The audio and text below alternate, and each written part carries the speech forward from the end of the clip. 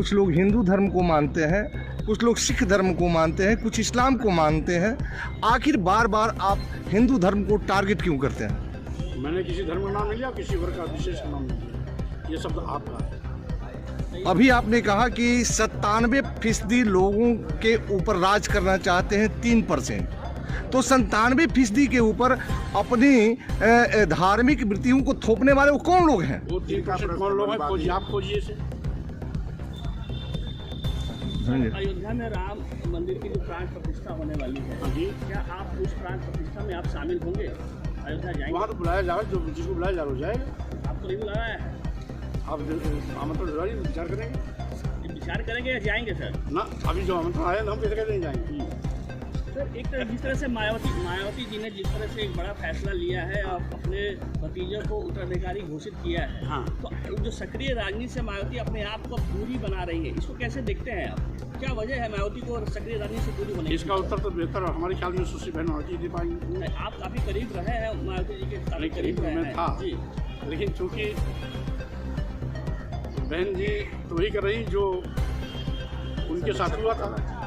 मानवर काशीराम जी ने उनको उत्तराधिकारी बनाया, तो उन्होंने आकाश जी को उत्तराधिकारी बना दिया, तो उसमें मैं कोई टिप्पणी नहीं करना चाहता। काशीराम जी ने अपने परिवार के सदस्य को नहीं बनाया था सर? परिवार सदस्य को नहीं बनाया था, लेकिन इन्होंने अपने परिवार के सदस्य को सही है, लेकिन फिर भी किया है जी। फिर भी चूंकि वो पार्टी की राष्ट्रीय अध्यक्ष हैं, वो क्या निर्णय लेती हैं क्या नहीं लेती हैं, उसमें मेरा निर्णय और मेरा सुझाव शामिल नहीं है।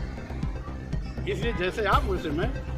बीजेपी और आरएसएस भारत को एक हिंदू राष्ट्र घोषित करने जा रही है, करने वाली है, और हिंदू राष्ट्र बनाने की बात कर रही है, इसको कैसे आप देख रहे हैं? देखिए, ये देश को बांटने का बीज बोया जा रहा है। आपको याद होगा 1922-23 में द्विराष्ट्र की अवधारणा हिंदू महासभा ने की थी। 1939 में वीर सावरकर जी हिंदू महासभा के राष्ट्रीय अध्यक्ष हो गए। 1939 से लेकर 42 तक द्विराष्ट्र की अवधारणा बड़ी तेजी से पकड़ी। 2-4 साल बाद देश आज़ाद हुआ, 47 का समय आया, तो उसमें हिंदू महासभा ने इतना दबाव बनाया कि हिंदुस्तान, भारत और पाकिस्तान का बंटवारा हो गया।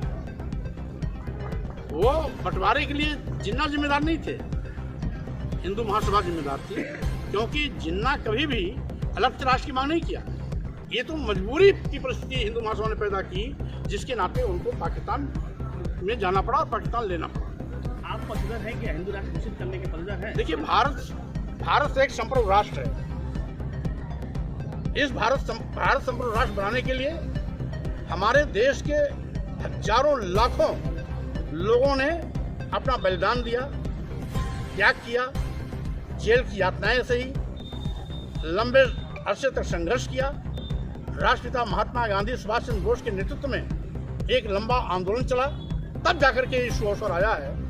तो आज इसको और सशक्त बनाने की आवश्यकता है, न कि इसको खंडित करने की बात करनी है। सर, आप भगवाधारियों को आपने एक आतंकवादी से तुलना किया था, कैसे इस बयान को कैसे क्या कहेंगे? ये भगवाधारी असली यहाँ बैठे हुए हैं, इसलिए भगवाधारी को मैंने नहीं कहा।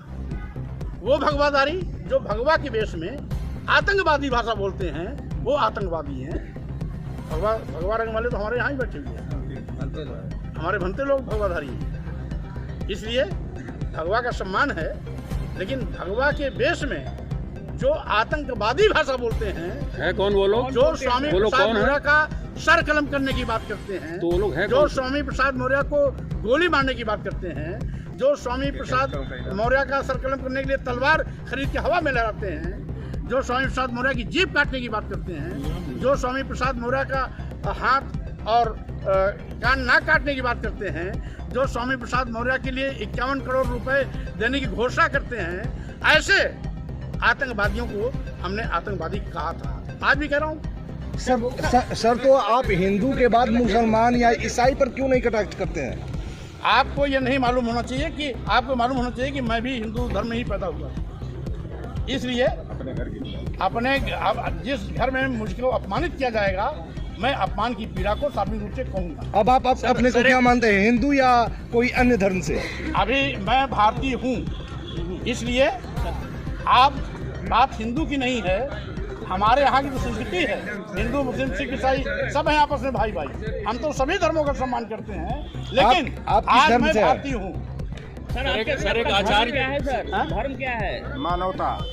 अरे भाई, जब भारतीय हूँ और भारतीय संविधान हमारा ग्रंथ है, तो सभी धर्म हमारे धर्म है। उस ग्रंथ को भी तो आप अपमानित कर रहे हैं सर, सनातन धर्म को भी अपमानित कर रहे हैं। आपको यही नहीं मालूम? आपने राम पर टिप्पणी की है। आप पहले सुन लो। जी सर। राम की टिप्पणी मैंने कब किया, पहले बताओ आप। अभी आपने कहा है कि विदेशों में केवल बुद्ध की बात होती है, विदेशी आते हैं तो बुद्ध की बात आती है। ये राम की धरती पर बुद्ध बाद में आया कि राम बाद में आया? आप ये मोदी जी से पूछिए। मोदी जी अमेरिका में भाषण दे के आए हैं। मन से आप बोल रहे हैं सर, ये राम की धरती है या बुद्ध की धरती है? पूछिए ना, मोदी जी वहाँ अमेरिका में बोल के आए हैं कि मैं भारत भूमि से आया हूँ जहाँ बुद्ध है, मैं बुद्ध की भारत भूमि से आया हूँ जहाँ बुद्ध है वहाँ युद्ध नहीं। तो जाके मोदी जी से पूछिए।